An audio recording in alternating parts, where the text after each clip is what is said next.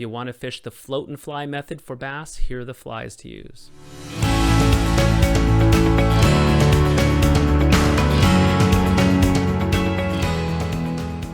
I got a chance to be guided by Ryan Williams of North Valley Fly Fishing.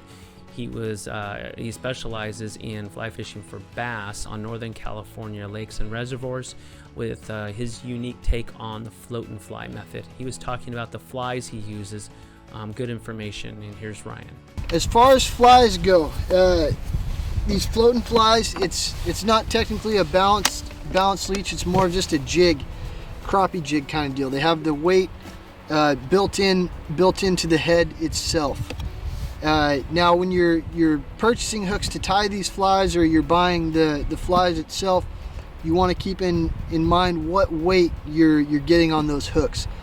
Now we'll fish two different sizes of weights, either the 1/32 ounce or the 1/16 ounce.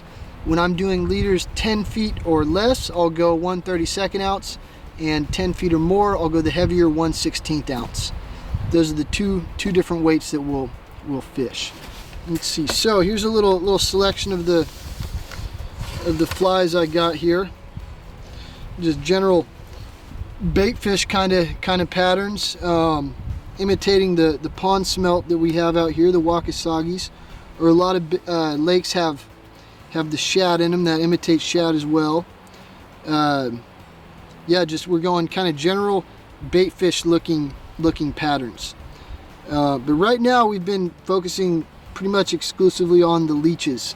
Just a simple black kind of blob out there is gonna catch them. Let me find a little better one. Something like this here. Any kind of a leech is gonna do great. You just tie a black woolly bugger on a jig hook, it's gonna catch a ton of fish for sure. But yeah, generally speaking, I'm just doing 3 different patterns for the floating fly. I got my my white one, which looks like the shad or pond smelt. Then I got chartreuse and white, kind of standard striper colors right there, or just a black leech. That's about it. Those 3 flies have me covered in all the different scenarios. Granted, I'll have each color in both the 1/16 ounce and the 1/32 ounce, depending on the water depth I'm fishing. But other than that, it's just 3 colors flies that I'm really focusing and keying in on. Pretty much on any given day, any of these flies are gonna catch fish. The main factor for deciding which fly I'm gonna fish would be the clarity of the water. The more clear water we have, I'm going more realistic looking colors such as this, just kind of all white. If it's slightly stained water, I like that chartreuse and white. That chartreuse kind of pops, the fish can see it. Now if it's really dark murky water, go black. You can't go wrong with a little black leech in the real brown dirty water. And the beauty of the black leech is it works in gin clear water as well. You can't go wrong with a little black leech. It'll catch fish in just any conditions. So if you're going to go out and fish a lake for your first time with the float and fly, I would strongly suggest just tying some sort of a little black leech. You can get creative with the tie-in. You can do anything, little simple marabou leech pattern or a woolly bugger, hail bop leech, whatever kind of pattern, it's going to catch fish. These things look real nice and stuff at first when they're tied, but later on as the day progresses, the fish really chew the flies up. There will be just some thread hanging off and a couple little pieces for the tail and the rubber still, and the fish are still hitting the fly.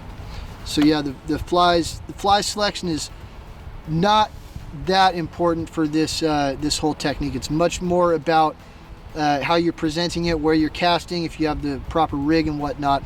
Those are the main factors.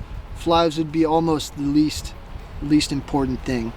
I'm just kind of looking for, as far as flies go, I'm looking for a small hook. I don't want a giant striper sized hook. Something small, just very edible for those fish to come up and just nibble on and swallow with not much commitment.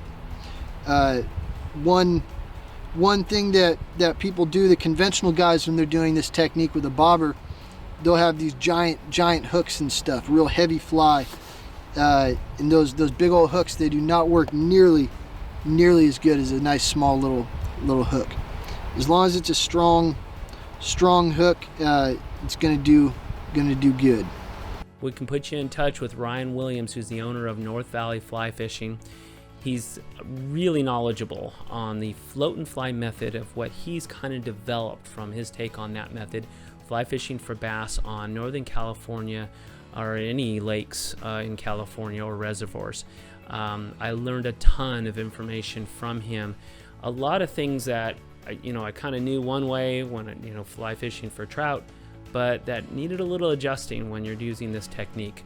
And it was really very informative. I walked away with a lot more knowledge. And if you want to do as well, let us know. We'll put you in contact with Ryan. Shoot us a call, text, email. We'll put you in touch, and we'll see you right here next time on the Backcast.